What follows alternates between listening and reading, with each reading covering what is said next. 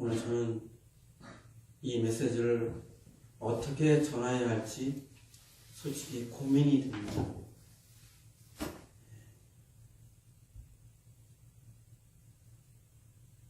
잘못 전하면 저 혼자만의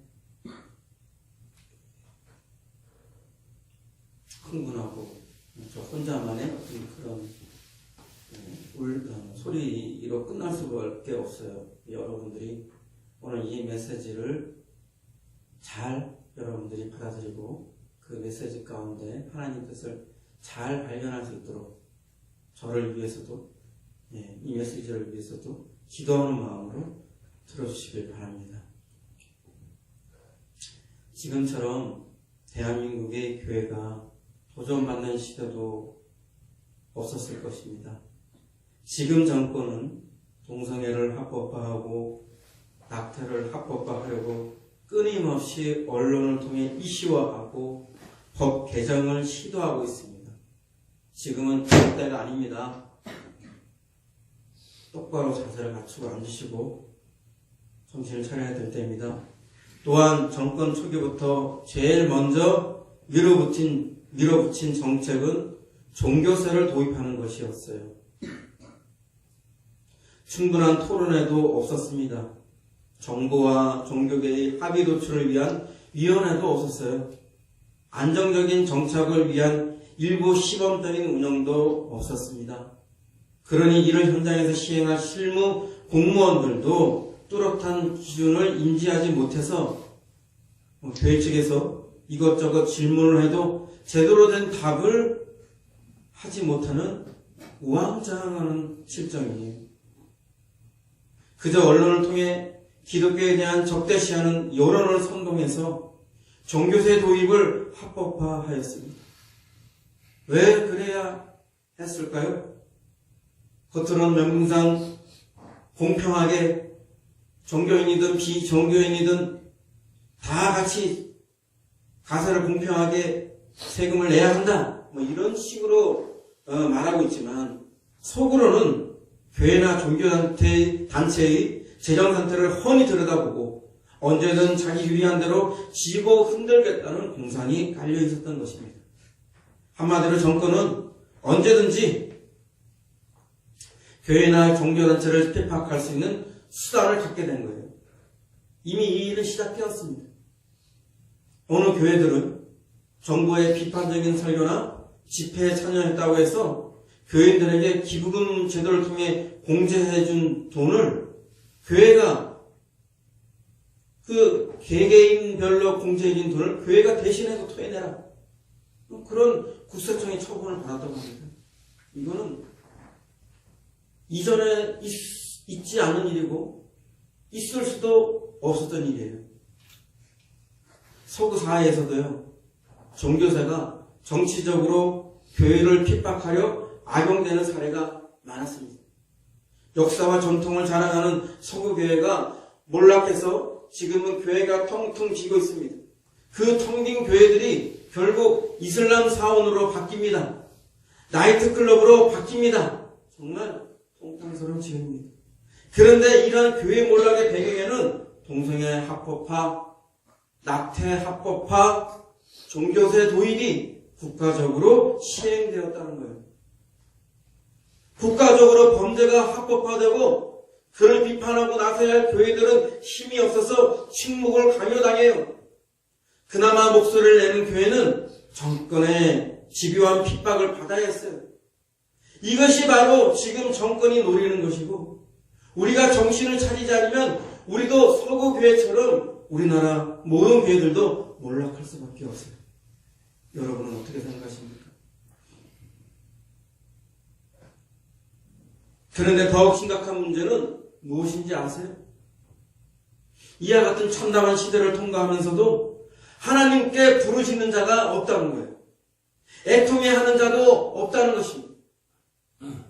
오늘날 교인들의 성향이 지극히 자기중심적이고 지극히 수동적, 소극적이기 때문입니다.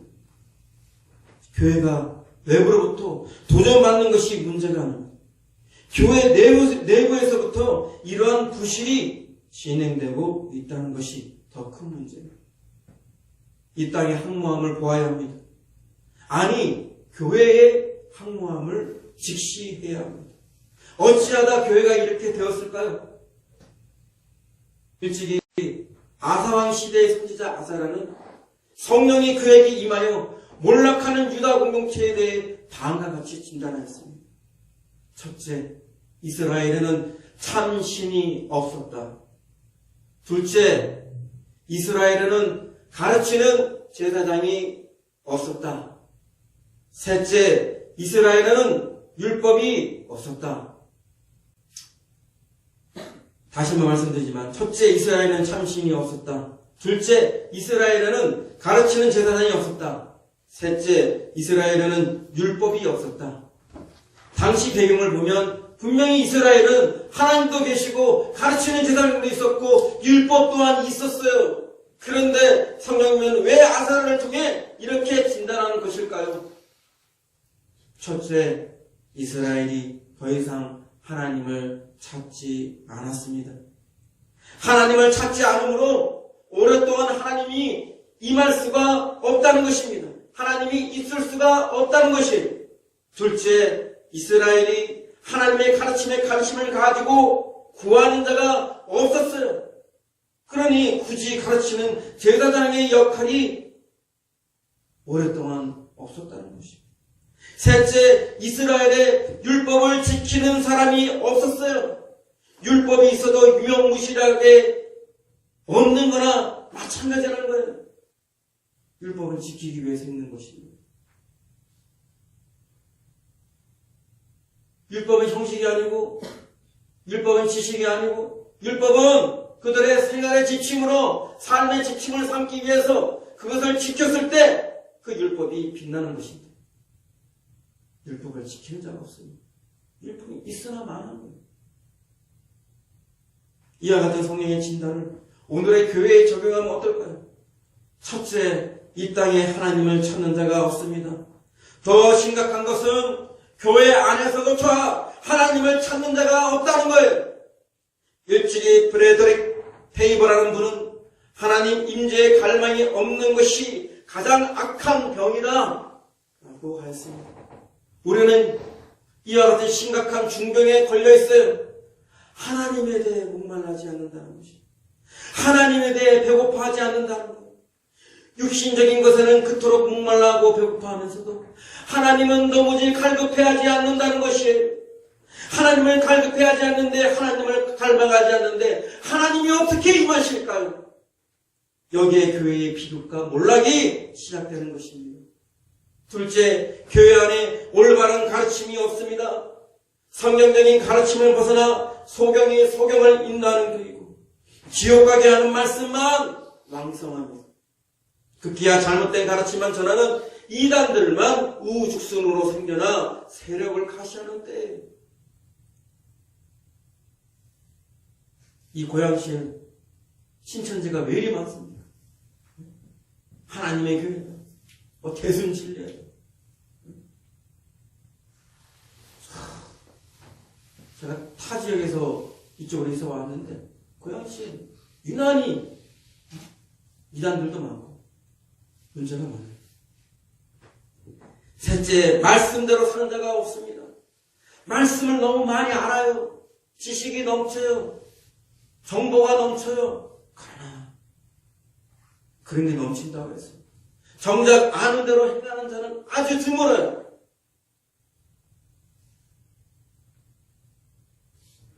성경은 장식품이 아닙니다. 성경은 학습 교재가 또한 아닙니다. 여러분 수능 시험 몇 점 받으려고 공부하는 그런 책이 아니에요. 성경 말씀은 우리에게 주어진 지침입니다. 그렇게 살아라, 이렇게 살아야 된다 하고 우리에게 전해준 것이에요. 그것이 우리의 삶이 되었을 때, 그것이 우리의 진정한 지침으로서 생활로 녹아들었을 때 그게 살아있는 말씀입니다. 아는 것이 구원받는 것이 아니라 아는 것을 실천하는 자에게 구원이 있는 것입니다. 머리만 커졌어요. 손발을 부지런히 움직여 행하는 자가 없다는 것입니다. 데이빌 윌커슨 목사님께서도 다음과 같이 이 암울한 시대의 교회를 진단하셨습니다. 지금의 마지막 때라는 것은 사실입니다. 하지만 참교회는 없습니다. 정과 흠없는 신부도 없습니다. 그들은 지혜로운 처녀들이 아닙니다. 실제로 그들 대다수는 잠들어 있습니다. 그들을 보십시오. 그들은 물질을 좋아하고 자기중심적이고 부유와 편안한 삶을 놓지 않고 있습니다. 그들의 교사들이 그들에게 고난당할 필요가 없으며 구하는 것은 다 받게 될 것이라고 가르치는 모습을 보십시오. 교회는 죄에 대한 찔림을 주는 하나님의 말씀을 설교하지 않고 있습니다. 기도 모임을 하지 않고 하나님의 얼굴을 구하지 않습니다. 죄에서 떠나라고 설교하지 않습니다. 하나님이 교회를 보실 때 어리석음, 사악함, 그분의 종들이 자기의 이익을 위해서 섬기는 것, 눈물과 깨어짐이 없는 것을 보았습니다. 그들은 경각심이 없이 특권의식에 사로잡혀 있습니다. 우리는 이제 어떻게 해야 할까요? 프란시스 프렌제표는 이렇게 처방을 내렸습니다. 우리는 오직 예수님을 더 많이 가져야만 합니다. 세상에 증가하는 악에 직면하는 데 있어서 인간들의 생각들은 역부족입니다. 이 시기를 이해하는 자들은 하나님을 찾는 자들입니다. 그리스도 그분 자신을 더 많이 소유하는 것이야말로 우리의 유일한 전략이요 소망입니다. 절망적인 시대일수록 우리는 더 하나님을 찾아야 합니다. 하나님만이 우리의 유일한 희망이기 때문입니다. 지금도 하나님은 전심으로 하나님을 찾는 자를 찾고 계십니다. 우리는 이 양담하고 황무한 이 땅을 품고 부르짖는 자가 되어야 합니다. 눈물로 통곡하며 마음을 찢고 애통하는 자가 되어야 합니다. 말씀 맺겠습니다. 오늘 본문 말씀은 많은 목자가 이 땅을 황무지로 만들었다.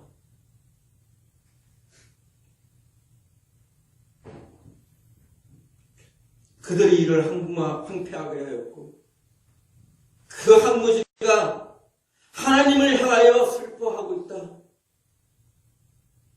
그런데 더 기가 막힌 것은 이 온 땅의 황폐함을 보면서도 이를 마음에 두는 자가 없다고 말씀하고 계십니다. 이 땅의 황폐함, 이 교회의 황무함을 보면서도 그것을 마음에 두는 자들이 없기 때문에 너무나 절망적이고 슬프다는 것입니다.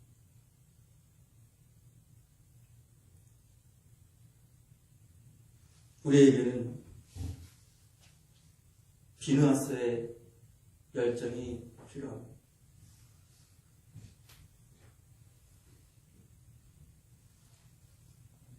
비누아스가 어떤 사람입니까? 이스라엘 백성들이 광야에서 시딤에 머물러 있었어요. 그때 모압 여자들이 그들의 음란한 종교의식을 가지고 이스라엘 백성들을 초대했습니다. 그래서 그 모압 여자들과 음행하기를 시작했어요.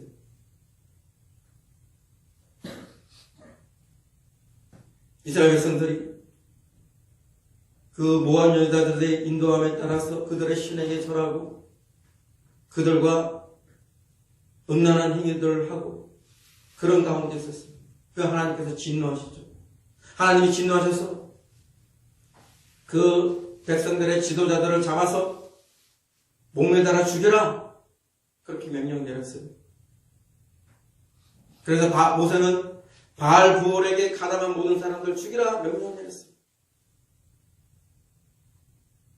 이와 같은 가운데 해망문에 모인 백성들이 자신들의 이러한 처지가 된 것을 보고 울고 있을 때 정신을 못 차리고 있는 이스라엘 자손이 미디안의 한 여자를 데리고 자기의 장막으로 들어가는 것이 목격이 되었습니다. 이때 비느하스는 조용히 일어나서 창을 들고 그 장막의 침소에 들어갔습니다.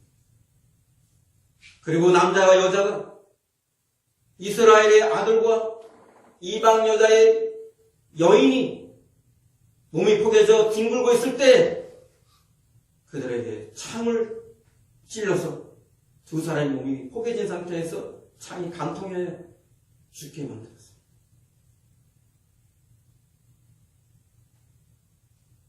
이와 같은 비느하스의 분노가 하나님의 진노를 멈추게 하였습니다. 연병이 생겨서 그때 죽은 사람들이 24,000명이었지만 더 많이 생길 수도 있었지만 비느하스의 분노를 통해서 그 징계는 거기서 멈춰버립니다. 그러면서 하나님이 이 일을 어떻게 말씀하십니까? 비느하스가 내 질투심으로 질투하였다. 비느하스가 내 질투심으로 질투하여 내 노를 돌이켰다. 그가 나를 대신하여 질투하여서 이스라엘 자손을 속죄하게 하였다. 비느하스가 왜 인정받은 것입니까? 비느하스가 왜 위대한 것입니까? 비느하스는 하나님이 분노하는 것을 함께 분노한 자예요. 하나님이 미워하는 것을 함께 미워하는 자예요. 하나님이 슬퍼하는 것을 함께 슬퍼하는 자예요. 하나님이 우는 것을 함께 우는 자예요. 하나님이 열심 내는 것을 함께 열심 내는 자입니다. 하나님의 편에 서서 하나님과 함께 짐을 나눠가는 줄 아는 그러한 성숙한 자예요. 우리는 어때요? 우리는 먹을 것이 없으면 아우성을 쳐요. 돈 떨어지면 아우성을 쳐요. 배우자가 없거나 자식이 없거나 문제가 생기거나 내 자기 문제에 함몰되어서 자기 문제가 생기면요, 그때는 뭐 아우성을 치고 난리치고. 그런데요, 하나님을 위해서, 잃어버린 영혼을 위해서 교회가 무너지는 걸 보면서 눈물을 흘리며 탄식을 하며 가슴을 뜯으며 애통해하는 자가 없어요. 이러면 안 됩니다. 이러면 안 돼요.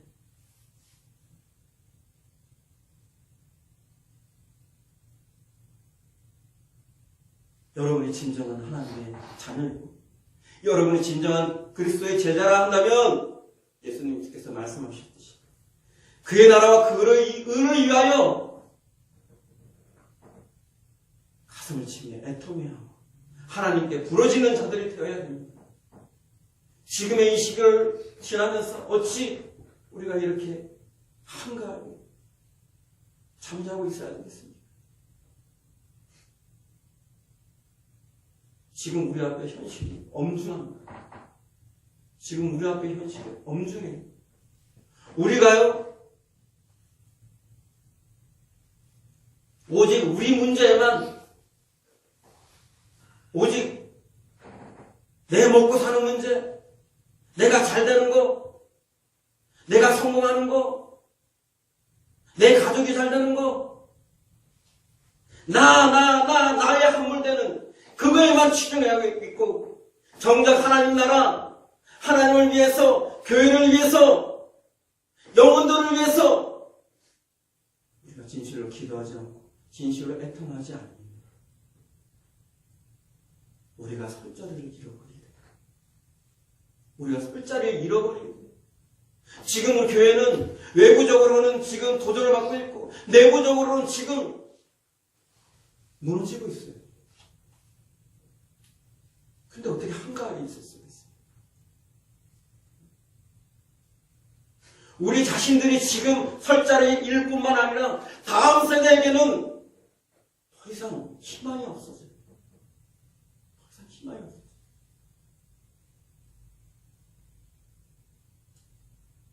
시간이 지나고 우리가 더욱더 나이가 먹었습니다. 그러한 현실을 못 가게 됐을 때 여러분은 어떻게 하실 거예요? 그때 왜 내가 기도하지 않았는가? 그때 내가 더 열심을 내지 않았던가? 그때 내가 더욱더 하나님을 위해서 모든 걸 쏟아붓지 않았던가? 탄식하실 것입니다.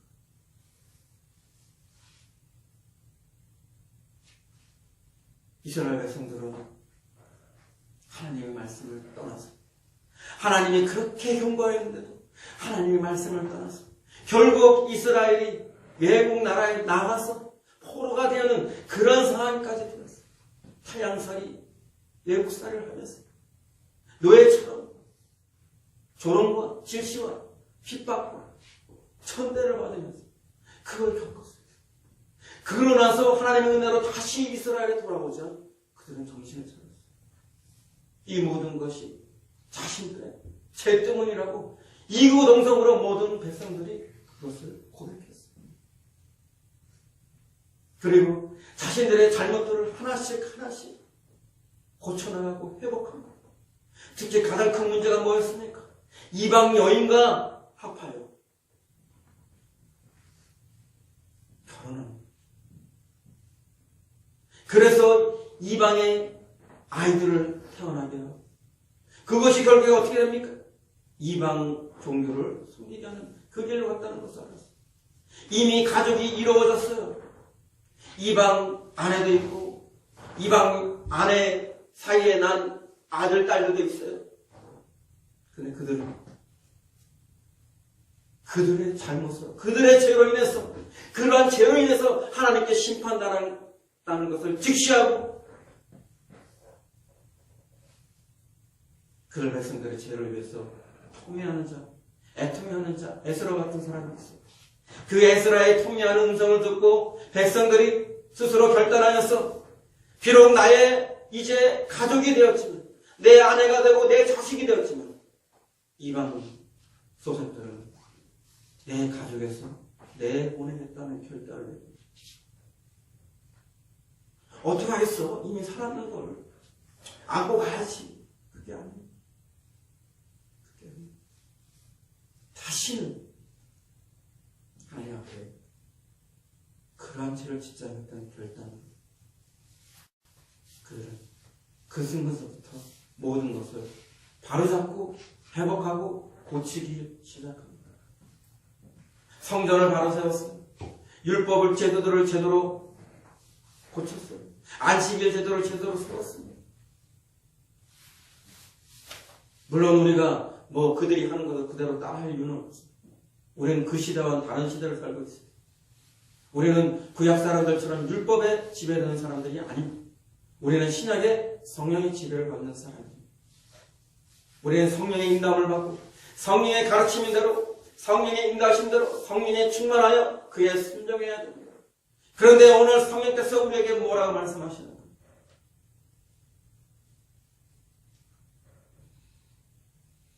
이 땅에 한 마음을 봅니다. 하나님을 향하여 부르시는 자가 되어야 됩니다.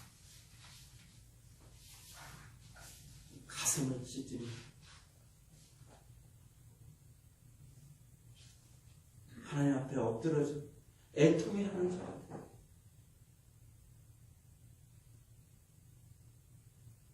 내 자식이 죽은 것처럼, 내 가족이 죽은 것처럼, 내가 중병이 걸린 것처럼 그렇게 슬퍼하며 애통하며 우리의 처한 이 안담한 현실을 내 문제처럼 중보하고 통회하고 애통하며 하나님을 구하는 자,